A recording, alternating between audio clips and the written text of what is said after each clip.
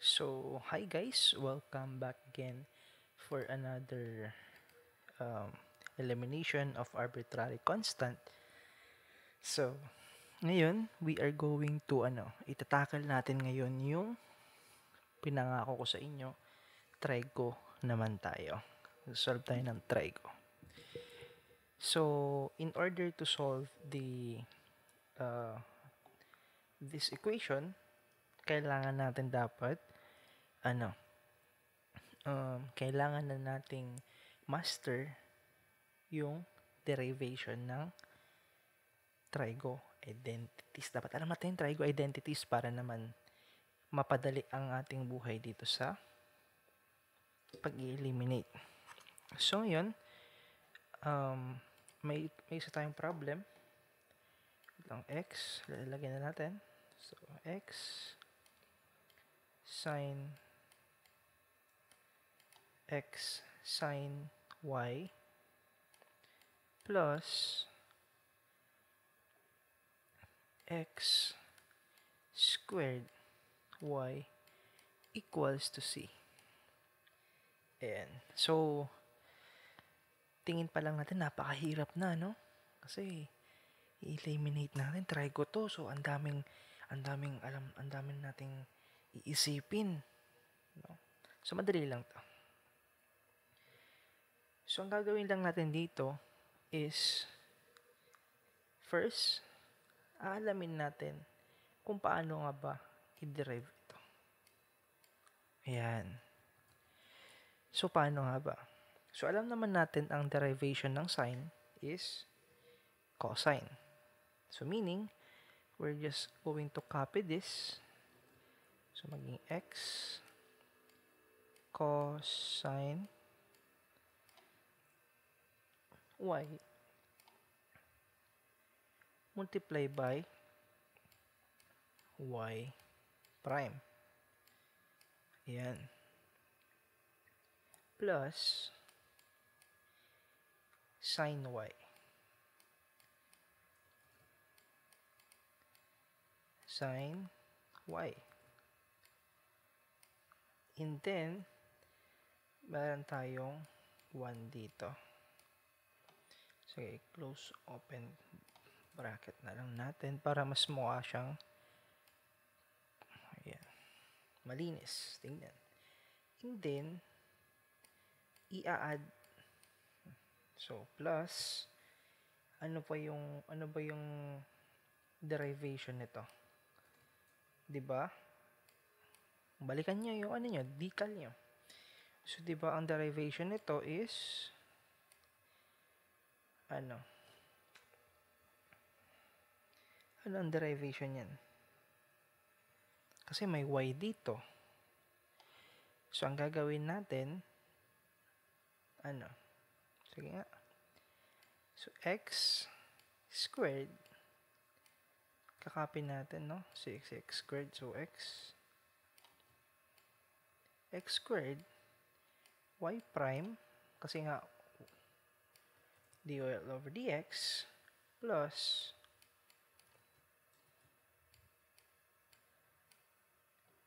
y 2x. So, balikan nyo lang equals to 0. So, balikan nyo lang kung paano mag-derive sa decal. Kasi, sa decal, kasi gawa lang naturo naman yun eh. Naturo naman siya. And, magagamit siya sa differential equation. So, ulitin ko ang derivation ng sine is cosine. Okay? And then, may y to, so mag-add ka ng y prime. Plus, sin y, 1.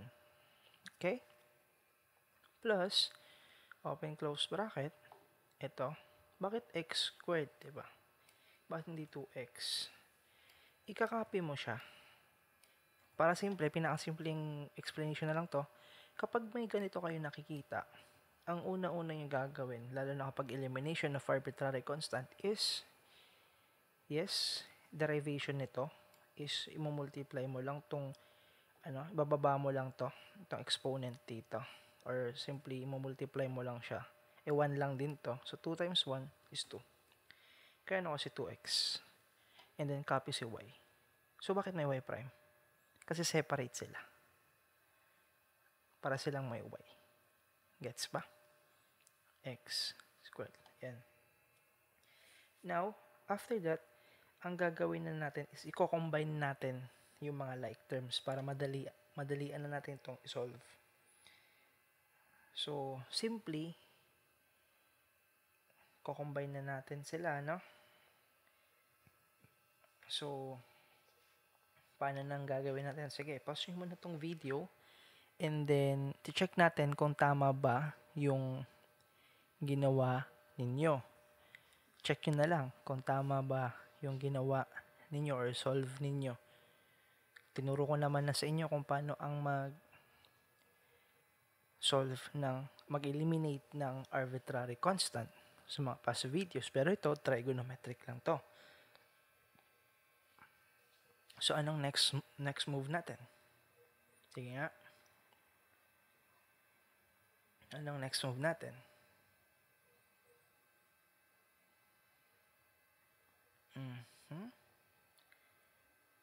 Anong next move?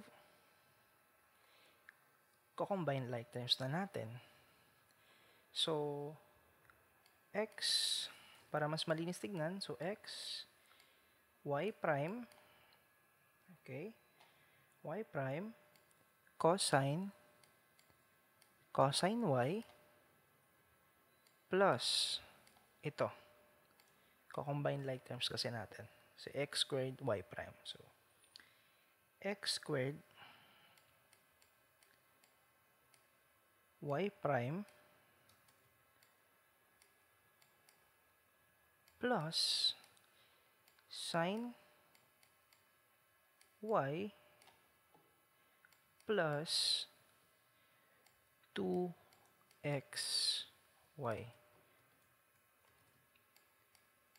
xy, ayan, in equals to 0. Ayan. So, after nun, ifa-factor out natin ito. So, iaalis natin, lalabas natin si y prime para mas madali natin siyang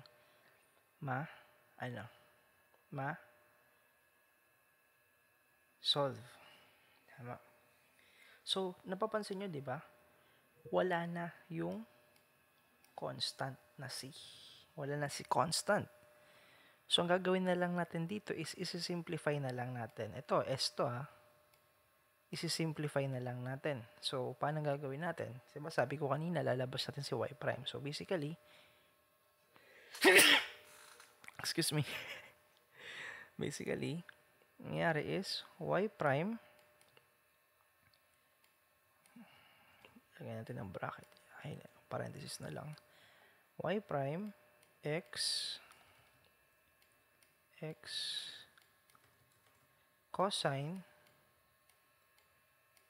y plus x squared, close parenthesis, plus sin y plus 2xy equals to 0. So, yun. So, nailabas na natin. So, basically, pwede na itong i-breakdown natin itong si y prime. I-breakdown natin siya. So, alam naman natin, ang y prime is dy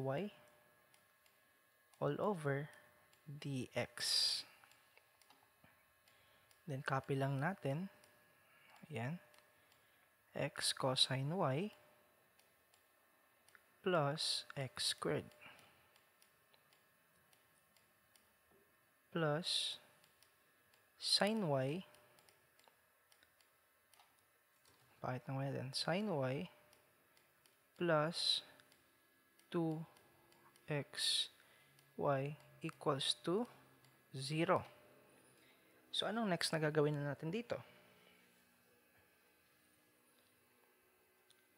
So, pwede na ba tong answer na to?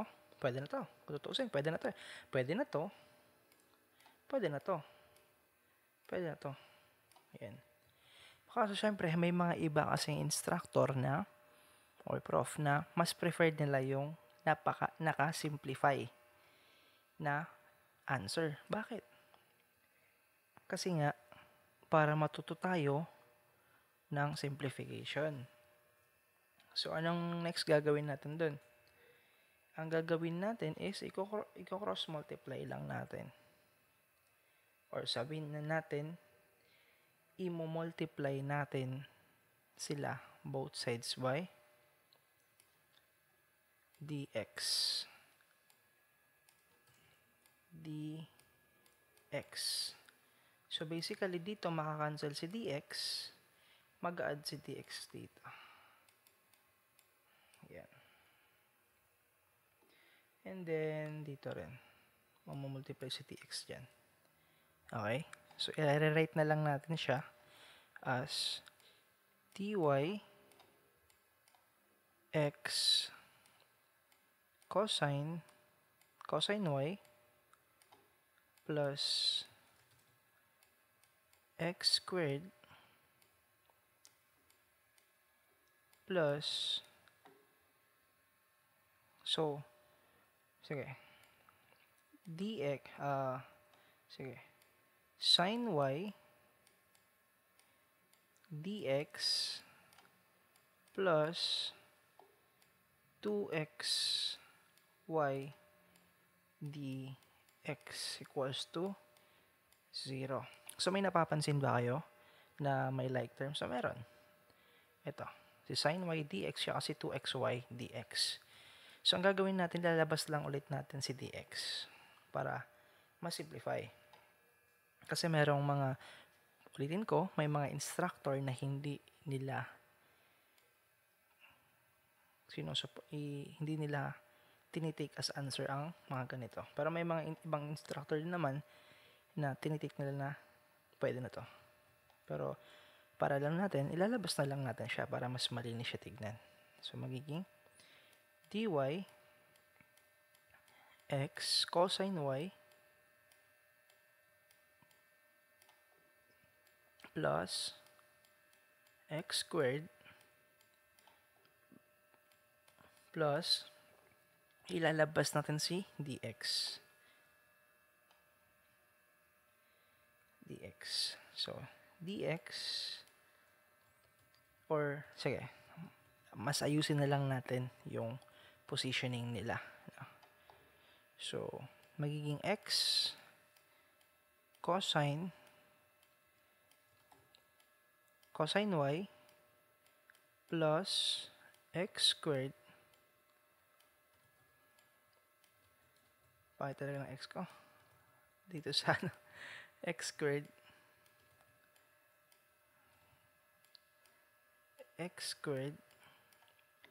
dy plus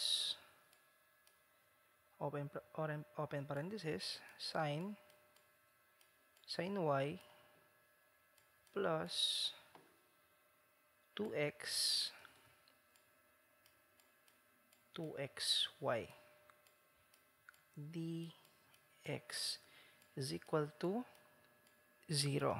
So, pwede na ba tong answer na to? Pwede na to. Ito na yung answer natin. Ayan. So, maraming salamat sa panunood dito sa tutorial na to.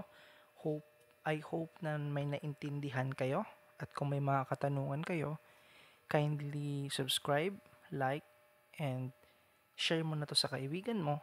At the same time, mag-comment ka sa baba kung ano yung hindi mo naintindihan at kung may papasagot ka na mga problem.